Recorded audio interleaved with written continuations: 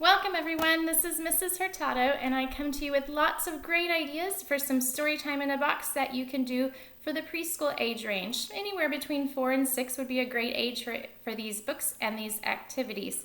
I have 15 different books picked out that have accompanying activities, and they all go with the overlying theme of let's travel. So we will take these preschoolers on some adventures all around the world and out of the world.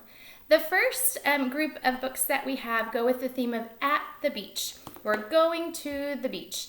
So on this, the first one I have for you is Anne Rockwell's At the Beach. In this one, a girl talks about her adventures when she goes to the beach.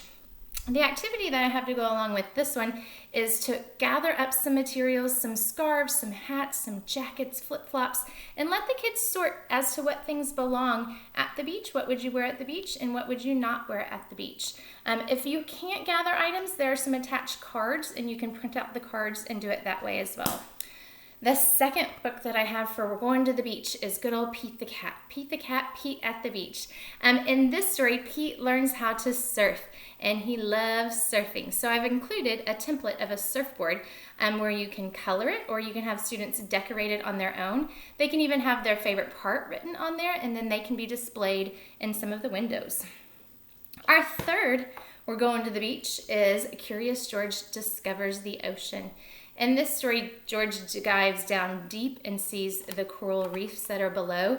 There's lots of interesting photographs that go along with some of the pictures. As a follow-up activity, it would be fun to show a video of some real coral reefs so that the students can compare what it looks like when they really are down underwater seeing those coral reefs. So those are our 3 books and activities for We're Going to the Beach. Our second day is all about going to the farm.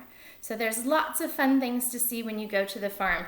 The first book that I have is Barnyard Banter by Denise Fleming. This one is all about animal sounds and what they say when they're at the farm, kittens and cows and everything else. The follow-up activity for this is a sound clip that I've included on the document where you can play the sounds and the children have to guess what farm animal they hear. So they're practicing those listening skills and their auditory discrimination. The second book for going to the farm is called A Farmer's Life for Me. The Farmer's Life for Me has all different animals that you get to see while you're on the farm. The activity that I have to follow this book is a crafting where you get to make a horse's head, and they can even gallop around with it and they can role play being the horse on the farm. The third of my farm books is called A Year at a Farm, and this book is super cool because it keeps the same image on each page, but it shows how that changes from season to season in the different parts of the farm.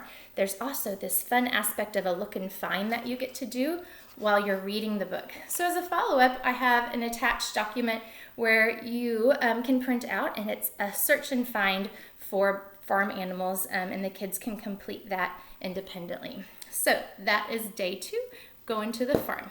We move on to day 3. Day 3 has us going up into the air. Such a fun place to be, flying in the air. So we have 3 books for flying in the air. The first one is just called Airplanes, Soaring, Turning, and Diving. And it talks all about the different kinds of airplanes. So as an activity to follow this up, all you need is some white paper and some maybe simple directions to help the students learn how to fold their own paper airplane. And then give them a chance to let it go soar and see how far it goes. Have plenty of paper because if they mess up, it's always fun to just try a new one so that they don't get frustrated trying to make a paper airplane. The second Flying High book is called Up, Up, Up. And this one, kids go way up in a hot air balloon. Our follow-up for this is a guided drawing. I love doing guided drawings. So there are step-by-step directions on how to guide the children through drawing their own hot air balloon, and then they can decorate it. The third Up in the Air book is called Flight School by Lita Judge. Love this one. This poor penguin wants to fly even though penguins can't fly. In this book you learn about perseverance, and that would be a vocabulary word for them, perseverance. And then we set up lots of activities that may take a few extra extra tries, maybe stacking cups or beanbag tosses, and encourage the kids to keep trying just like the penguin and not give up. So that is our flying high story time. Moving on to number 4. Number 4, day 4, is we are going into the mountains. And in the mountains, I think of bears and cave, which brings me to Bear Snores On. Love me some Bear Snores On. In this book, the bear gets interrupted by some friends when he's trying to hibernate. So a follow-up activity for this is a craft activity where the students get to make a cave with a bear and decorate it so that they can reenact the story. The next one I have with our mountain theme is She'll Be Coming Round the Mountain. So I dare you to read this book without singing first, but read through it the first time, and then as a follow-up, there is the song to sing with hand motions and actions that you can teach the students and get them up and moving and singing along with you. The last mountain book we have is Maxwell's Mountain. Maxwell's Mountain, he is frustrated because his playground is not very exciting, but there's this cool mountain that he sees in the back, and it makes him think all about mountains and making his own mountains, even out of mashed potatoes. So our follow-up activity for this one is to get some Play-Doh or some clay and let the students build their own mountains. You can even get little Lego figures and have them march up that mountain. So day 4 is in the mountains. Day 5, last but certainly not least, day 5, we are blasting into outer space. So we have 3 books about that. The first one is John Hare's Field Trip to the Moon. Kids going on an awesome field trip. For this, you're going to do a little crafting. Students can take aluminum foil and do that texture, crumple it up and have to unfold it and attach it to some black paper and make their own moon. The second one that I have for outer space is Me and My Place in Space. This one goes through all the different planets. So I've included some cards where students can compare the different cards. They can match like Saturn to Saturn and find the words and read those words. And then they can also work with their friends to put the planets in order of how they go. Last but not least, when we're going out of space, oh, how do you love this cover? Chicken in Space.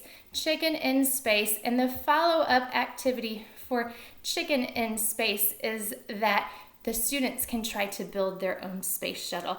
This chicken tried to build his out of a basket and some balloons. Here he is right there. So the students will have their own mission, whether they have Legos or other building supplies that you have on hand, and let them try to build, and then hear from them how they are going to have their rocket ship blast off into space. So 15 books, 15 activities. Let's travel with preschool. It's all complete. Thanks for watching.